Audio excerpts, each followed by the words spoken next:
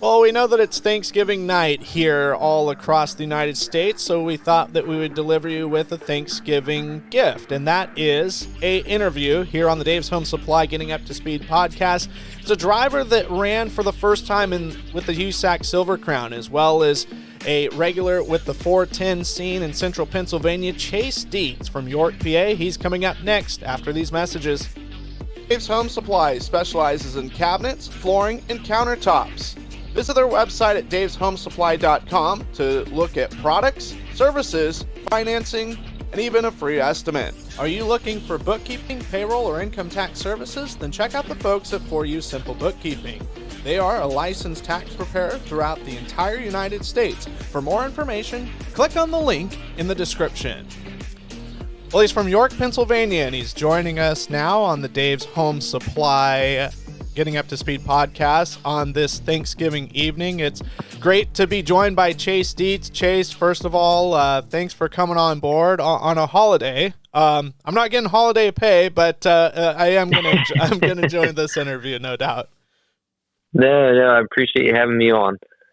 Well, 2023, I guess if it was to be summed up in one word, new would really be it. A lot of new situations and circumstances, and it seemed like all of them in a positive way, or at least it turned out to be incredibly positive for you. Yeah, absolutely.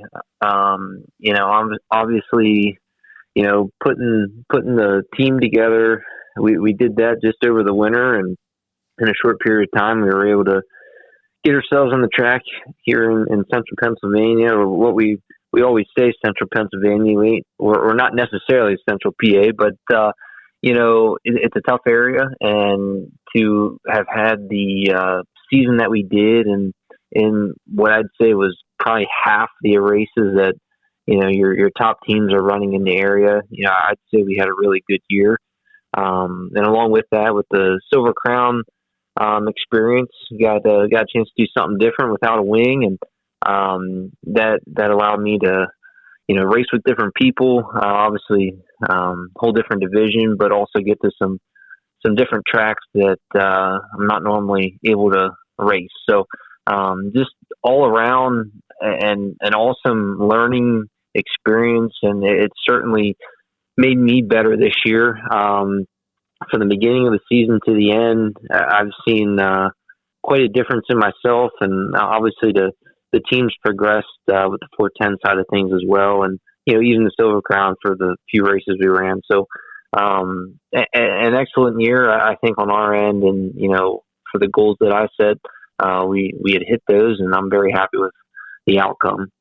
You made about 30 features, 31 is what I had you tallied for. Of those 31, 25 occupations in the top 10 when the checkered flag flew. That's a big statement. And then a third of your finishes, about 10 of them were podiums. Over a third were top fives, and 3 main event victories. The numbers look really good, at least what I look at.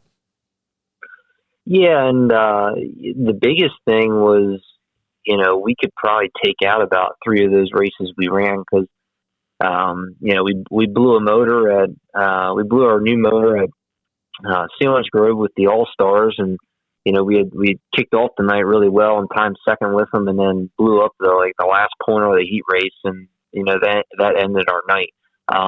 With our team, we only got 2 engines, and not like we could swap something out there and then, but you kind of scratched that night. We had I think our second race out, we had a problem with our other motor. We couldn't get the thing to fire all day, and just something dumb on our end. And, a few other nights that just kind of cost us an evening. And if not for having that, then, obviously I think we would have been, much better statistically. But, as far as just some of those races we were able to kind of get out of the way, you kind of go down through there and you kind of realize, heck, we were in contention for races, and wins a majority of the time, and that's all we could really ask for. So for the amount of races we ran, definitely when you put it all together, I think we were very consistent, and we were consistent everywhere we went. When it came to every track around the area that we went to, between Lincoln, Baps, Williams Grove, Sealands Grove, every single track we hit, we literally had the same speed and was quick right out the gate. So awesome to have been able to do what we did. And I think people, paid attention to that, and, we didn't do it with a lot, that's for sure. So, again, this was just a building year, and I'd say it was definitely one hell of a building year. Well, one date that I circled down on my notes, March 25th, Lincoln Speedway, and you guys crack off a win in the Chase Dietz Racing number 2D. That had to feel like a full circle moment, because, as you said, you spent all winter, you're piecing together this team that you're gonna have in 2023, and you guys win in really the first full month of racing in Pennsylvania. Well, what should be the first full month of Pennsylvania. Things happen, so. Yeah. Well, and I mean, I think the first race we ran was the icebreaker there at Lincoln. We made it out for that, and we went out, won the heat, and then I spun out like the start of the feature, and we kind of wiped out the front end. That was the end of our night.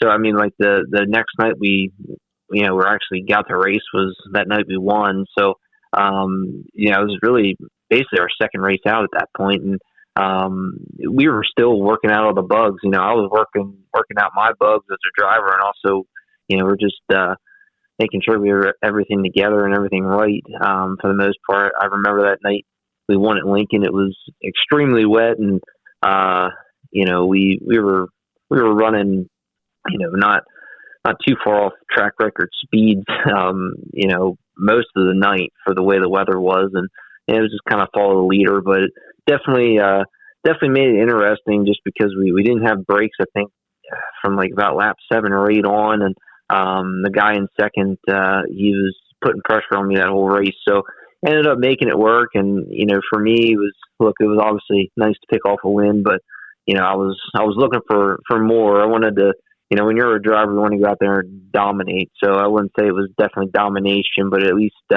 gave us some confidence, and kind of went on from there. But I think pretty much right after that, the next 3 races, we were basically racing for wins. So to have the speed right out of the gate was awesome. And for me, in everything we did with this team, from motor package to wings to frames, setup wise, everything we did, I haven't run in probably since the beginning of my career. So it was a big adjustment for everyone, including myself as a driver. And I think if you were around and able to watch, you could definitely see the difference from the beginning of the year to the end of the year, and just how I drove. So a lot of it was, like I said, just a big learning curve. And I was extremely happy with obviously the speed we had, but then it was a matter of me catching up to that. So by the end of the year, it was I felt more and more confident, and we were still consistent. So I'd say within like the last 3 races, we were able to run.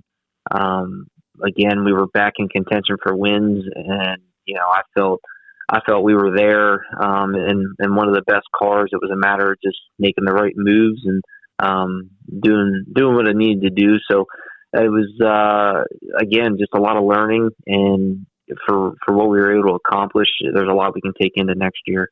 Well, and what was really neat is that you mentioned you were able to get a win in March, where it's cooler and quote unquote wetter, but then kind of sort of on the doorstep of the month of money in Pennsylvania, you win the Kramer Clash at Lincoln on August 26th, and also did a really good job by winning the weekend before the Outlaws showed up in May with a May 5th victory at Williams Grove.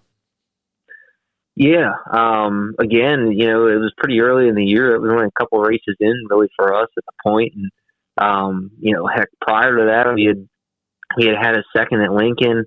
I think that week after we won, and all, had a chance to pull off, 2 in a row there. And the following week after that, we were running Baps, led led some of that, got past, got back to the lead, and then ended up looping it on a restart late in the race. Like, there were so many times we had chances at wins, and being able to look back through here at what we were doing, what we were able to do. I mean, we left. I left a couple on the table, and again, it was just a matter of the adjustment. And like I said, going into next year, I think as far as the wing column goes, as long as we can keep things as consistent as we were here through this year, and keep ourselves fresh, and basically put ourselves in position. There's no reason we can't double the wins that we had, because we were obviously in position for that amount this year, if not more. So it's just again a matter of things, being put together, and you got to be 100% to make that happen. So like I said, an awesome year for us to be able to do that, pick one off at the Grove, both at Lincoln, have chances at the other tracks we were at. Just very happy to have had that chance. Well, and let's kind of shift gears here. Silver Crown Racing, you were able to do a bit of that, hooking up with Bruce Lee and the number 86 team, and a couple notable runs. I mean, the 4 Crown Nationals in September at Eldora, finishing third after running, you were leading a lot of that race. And what I thought was really cool, the Open Wheel Madness event at Port Royal, finishing runner-up. That had to feel like a victory for you, coming into this Silver Crown game, which is a whole different ball game versus sprint car racing. Yeah, I'll be honest.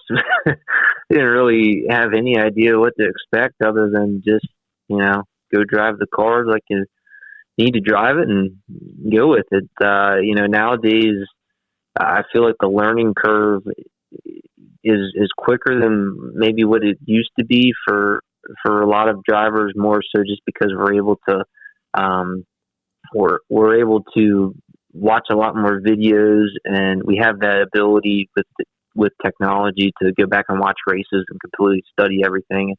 Obviously that's hard to transition into the seat, but with experience, I feel like it's just a matter of kind of thinking a little bit of what's going to be a little different and what's not, and kind of getting comfortable. You can get comfortable, I think, fairly quickly once you have that. So once we got to the Crown car, we didn't really know what to expect. I had no idea.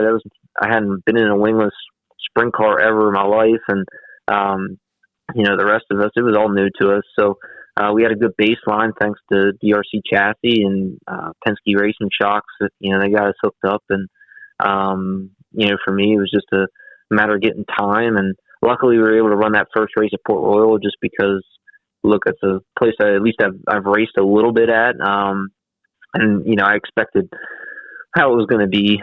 So when it came to qualifying, it was right up against the wall, and then when it came race time, obviously it was slick as can be. But for me, it was seeing a whole different atmosphere of racing. Obviously, to run a longer race too was different. So had to kind of know what you needed to do. I felt like Port Royal, you didn't necessarily have to pace yourself. You pretty much could just got right on the hammer and run it like a 410 deal.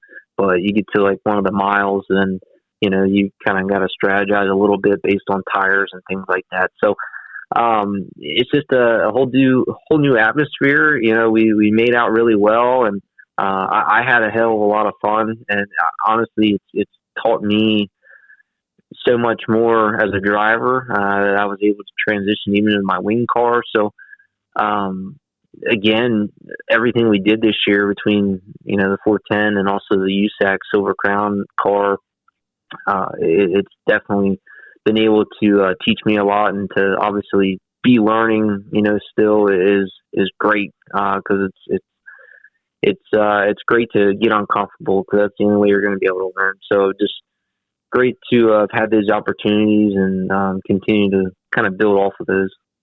Well, and how did that all come about with Bruce Lee? Was it just a matter of kind of you guys meeting together, or him reaching out to you, or vice versa?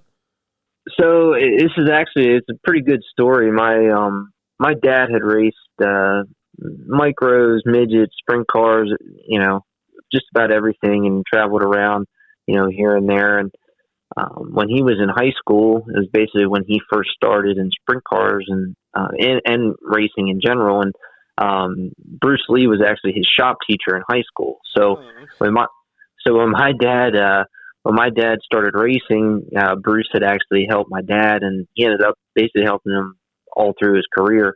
And he had always said, as I was kind of coming up through racing and stuff, and more so once I got to like the sprint car years, he had always said to my dad, once he retired from teaching, he'd always wanted to get maybe a midget or a crown car, or wingless sprint car, or anything like USAC is what he was kind of looking at.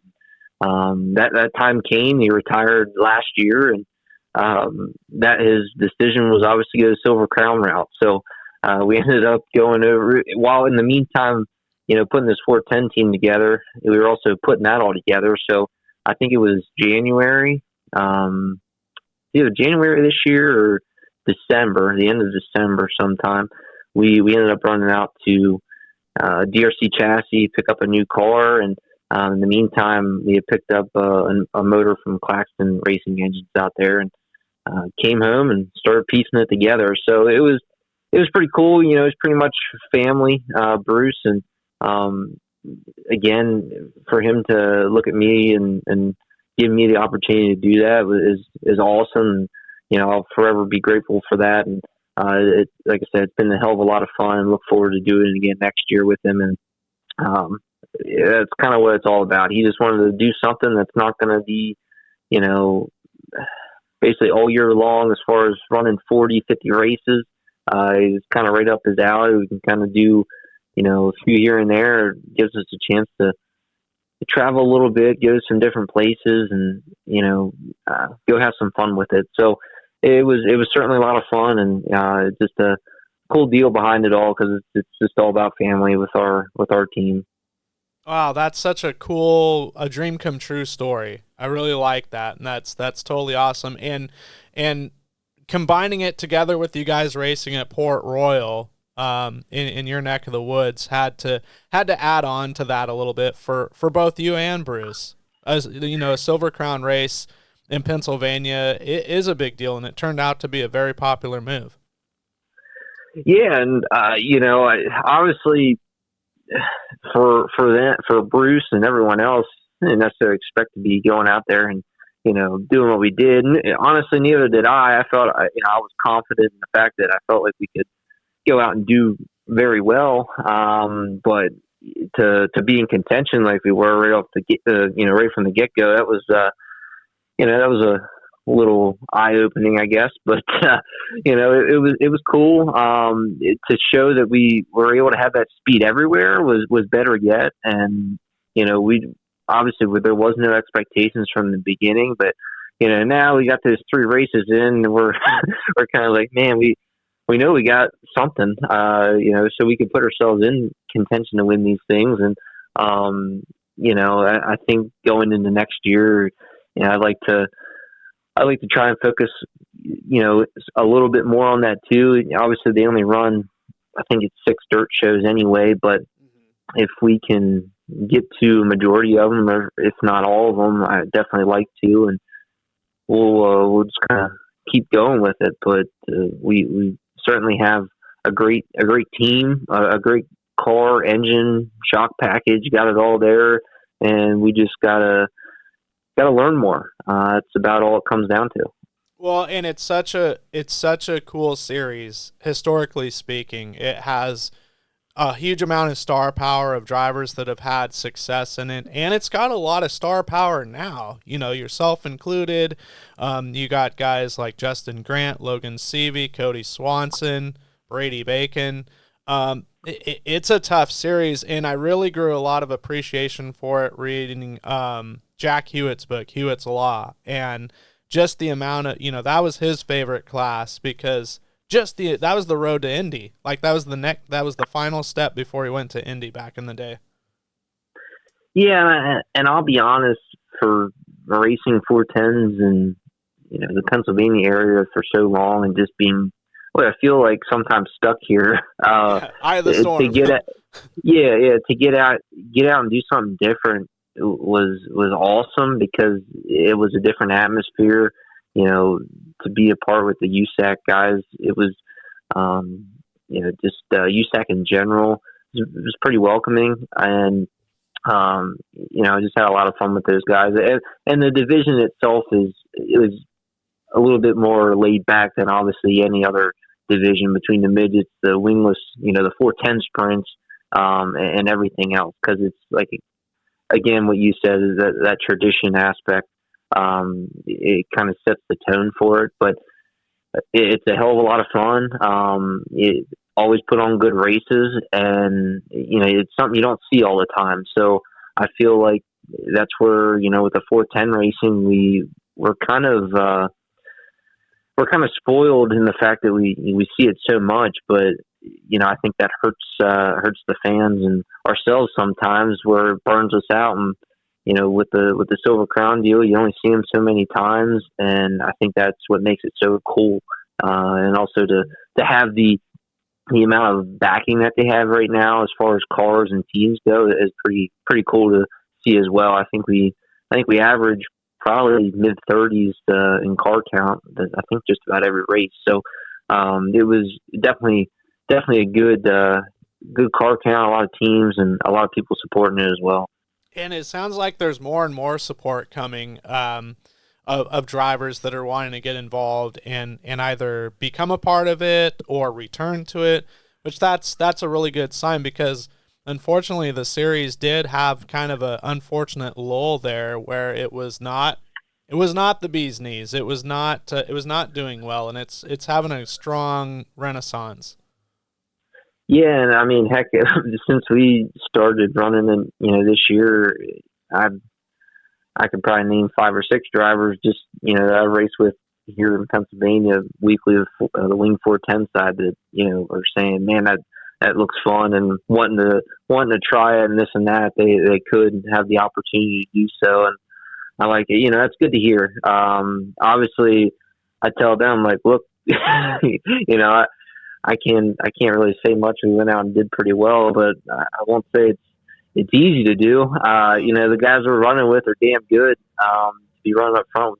Obviously, Stevie, Grant, Swanson, both Swanson, Jake, Cody, Westfall. I mean, you name the guys off, and you look through the field. I mean, it's a tough field of guys. It just, again, just like anything, it comes down to the team and having the right combination of stuff together, and the speed will come, it'll show. So hopefully we see more guys get into it, and it stays that way. Hopefully they're able to build more with it. I kind of heard they were trying to maybe add a 7th show with the dirt side, and I think on the pavement side as well. So they can grow and kind of keep doing what they're doing. Definitely, I think the outlook for them in the future years is really good.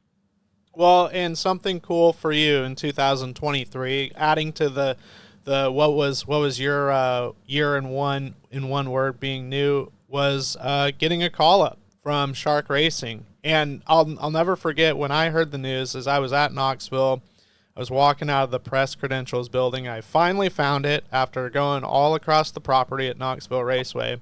And of all people that passed me was Logan Schuhart. Like, he was walking my way and I was walking his way. And I put my AirPods in and I was listening to Dirt Tracker, and voila, breaking news. We've got a driver change. Chase Dietz is in the 1A for Jacob Allen. And it was like, oh, and that had to been, as kind of quote unquote, kind of a late change or a quick turnaround, I guess. That had to been an amazing experience to work with those guys. Yeah, it was again quite the story. I'd say the whole year was basically making memories. That's for sure. With that situation, I think trying to think what day this was. I think we might have had a prelim night. I think it was Wednesday. Mm-hmm. And it was Tuesday afternoon. I was sitting in the office at work, and about 2:00, and Bobby had called and asked me, and Bobby's like right to the point, can you get out here? I'm like, well, shit, I got work, man. And, I was like, shit, what do I say to him? I'm like, I didn't want to like not, basically just give up the opportunity to do that. So, I told him, I'm like, look, Bobby, give me just like a few minutes here. Let me gather my thoughts, get a plan, and I'll let you know just in a few minutes. But, I hung up the phone and I walked back into the office and I'm like, you know what? I don't even need to get a plan. I'm doing it.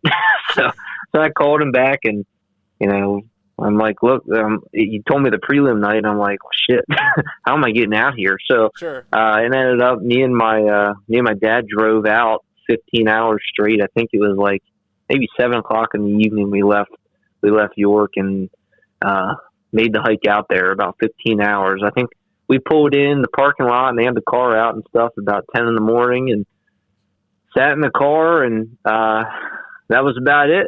Got ready for the night. So it was quite the experience. Very grateful to obviously have had that chance to do that and for Bobby to, even call me.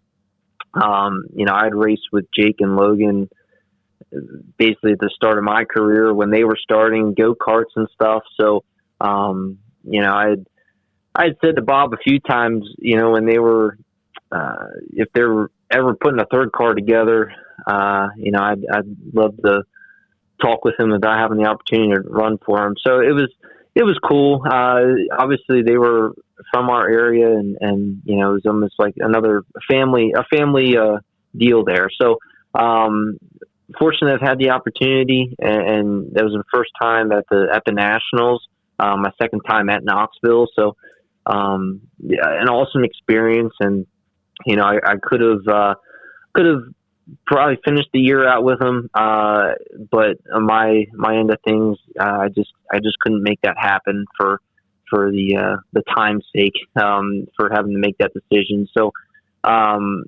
was just, again, an awesome opportunity that, came up this year. And I'd say as far as the year went, it was, just a lot of great opportunities altogether. But, one of the things, it kind of reminiscing on it all brought up something my dad had always said to me, the last few years. He had always mentioned that he just wished I was able to have as much fun as he did back in the day when he was racing. Because it is a whole different world now than what it used to be. But, I can say definitely made a lot of memories this year and everything we did. So to obviously been able to go out there and especially have him along, that was badass. Well, and that's something that is kind of a recurring theme, is talking about the Silver Crown deal, making memories, going with your own team now, CDR, and no doubt making memories. And I hope running your team has been an enjoyable experience, because I know I'm sure it puts a bit of pressure on you, on the owner side of things. But as a driver, do you feel like a lot more relief on your end? Like, okay, all right, what happens. But also there's that owner hat of like, oh man, if we get wheeled here, this is like the sixth freaking front end we've had to replace here. Yeah, I mean, obviously the biggest con is just more so the financial end, and not having 6 race cars there, knowing that I could go out there and just run the piss out of it, and if I destroy it, I destroy it. Sure. Can't necessarily run that mentality, but I wouldn't say I'm necessarily that kind of driver either. I've always respected my equipment and others, because I know the amount of work it takes, and frankly, I'd be the one having to work on the car to get it back together. So, the biggest thing is more so, and what I've always looked at is what makes you the most happy, in those situations. And, when we put this idea together last year at this time, it was just a matter of, look, I felt I had the opportunity to do it. I felt I had the resources that I could make it happen. And I felt it was this is the way that I was going to be happy, doing what I enjoy and what I love to do. And I think it definitely showed this year. And, for me going forward, I just want to continue to build what we have and, keep keep ourselves in contention. It's, the biggest thing is the money aspect, but for me, I'm not looking to make money out of it. It's just I wanna be the best that I can and win as much as I can. And in order to do that, I felt I needed to put this together and have the control of putting the right combination of people, equipment, and everything else to make it happen. So I think we did a fairly good job of that this year, and we'll kind of continue doing that, as the years come. Well, and I love origin stories. And for you, when did everything start? For obviously, you talked about your dad racing, so there was a connection there. When you decided to become a racer, was that something your dad might have suggested to you, like, hey, you're starting to get a little older, is this something that you might want to do? Yeah, I wouldn't say that. It didn't really push it on me. It was just a matter of, look, I've been at the races all the time, and I think at the time when I decided I had mentioned about, I wanted to race, and my dad was, I think, running micros at the time, and he had a brand new car and everything in our garage, and that time had come when I had said that, and heck, he never even ran that thing. He ended up selling it, and we got a go-kart and ended up running, but it wasn't anything pushed. I ran my first year, and he was more so considering if I was capable of doing it, but just because I think we went through 24 wheels my first year of go-karts, and we didn't even run a full season. So, but again, I was young, never even, I hadn't really been in anything, never raced anything other than a little quarter midget I ran around the parking lot before. But, it just, at some point it clicks. Like I also go to quarter midget races around here. There's a few families that, I've been able to grow relationships with through the sprint car world and everything else. And I like going to support them because, I get to see their kids start where I had, and you see that progress. And I always say, like, eventually it just clicks. It might, you never know how long it takes, but eventually it does click. And, where you see them struggling, they might keep struggling. One day it'll turn around, one race. And from then on, it's, they're gung ho and they're winning races, and they know, like, at some point they'll figure it all out. But for me, starting in the go-karts, we went into the micros up to 358s and then the 410 deal. But, I'm only 26, but, I've been running 410 since I was about 17, 18. So, for me to have the capability to put the team together, a lot of that was because of all the years I've been in it so far and building those relationships. And you can take that even outside of the racing. It's all about who you know and not what you know. It's as simple as it gets. But again, a lot of that in any of my decision makings more so with what's going to make me happy as far as life, racing, anything. Look at what if I'm going to enjoy it or not, and if not, then look, it's probably not the right way to go. But the people have different ways of doing that. That's just kind of my way. But I think we got a lot of good stuff going on, and we'll certainly have a lot more stuff going on here next year. So it's just a matter of keeping it all together. Well, and to kind of touch on next year, and obviously if plans aren't completely solidified, that's totally an acceptable answer. But doing some Silver Crown next year, and then for sprint car stuff, is it going to be kind of this year running a lot of Lincoln and Williams Grove when you can and other tracks when you can, or are you guys going to try and get out of Central Pennsylvania a little bit with the sprint car team?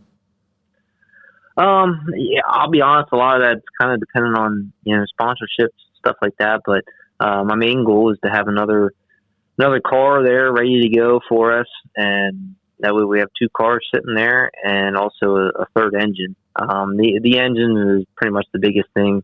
If you don't have the motors, and obviously it's hard to run more races. So for us, my goal is if we can get another motor, I'd like to be able to basically hike up to Port Royal a few more times. Didn't get there this year, but again, it was we were kind of a race by race type of deal this year. But hopefully next year, if we can pick that up, then we try and get up there, because there's a lot of big money races up there.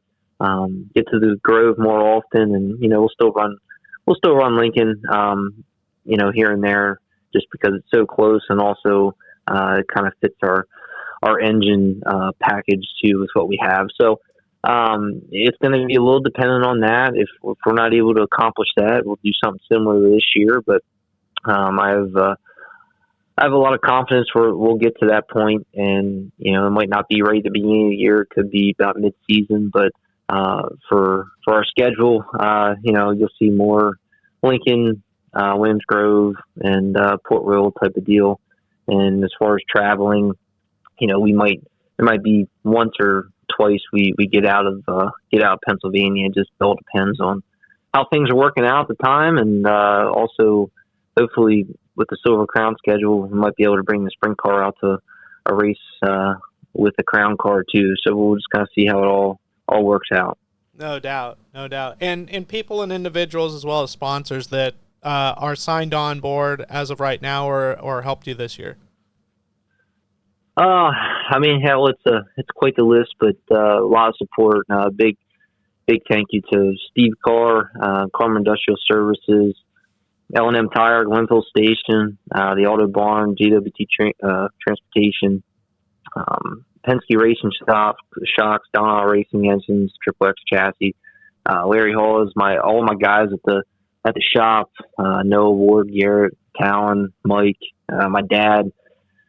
My wife, obviously, she's basically co-owner, so she's a big, does a lot of stuff behind the scenes and major supporter of mine. So a lot of people to thank on that end, and I probably won't ever be able to read the whole list off for everyone, even behind the scenes, that has helped. So couldn't do it without a lot of people, and hopefully we're able to keep making them proud going into next year and the years to come.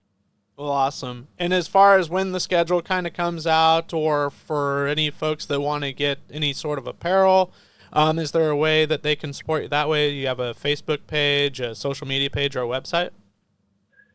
Yeah, I'm on Twitter. You look up my name there. Facebook, my Facebook racing page, Chase Dietz Racing. Instagram, my personal account, always on there sharing. And then as far as websites go, chasedietzracing.com. You can always go on there, get any merchandise, things like that. It's always available. And if you're at any of the events, just make sure you stop by, say hello. I'm always welcoming new people in and wanting to talk to you. So feel free to always stop by. But that's where you can find any info throughout the season and kind of what we're doing over the off season. Well, awesome. Well, it's been great to get to know you, Chase, and I'm really looking forward to see how 2024 goes for you, and we'll definitely be staying in touch and probably get you back on for a little bit of a progress report. Sounds good. I appreciate you having me on. Thank you, and I hope you and your wife enjoy your Thanksgiving, and I appreciate you taking the time. Of course, and thank you. You too. This episode is a production of Highside Racing Promotions. Be sure to like the YouTube as well as Facebook page and like these videos. The more likes and the more attention it gets, and we would like to get as much information out to the racing community. Whenever or wherever you're watching these episodes, we hope that you enjoyed them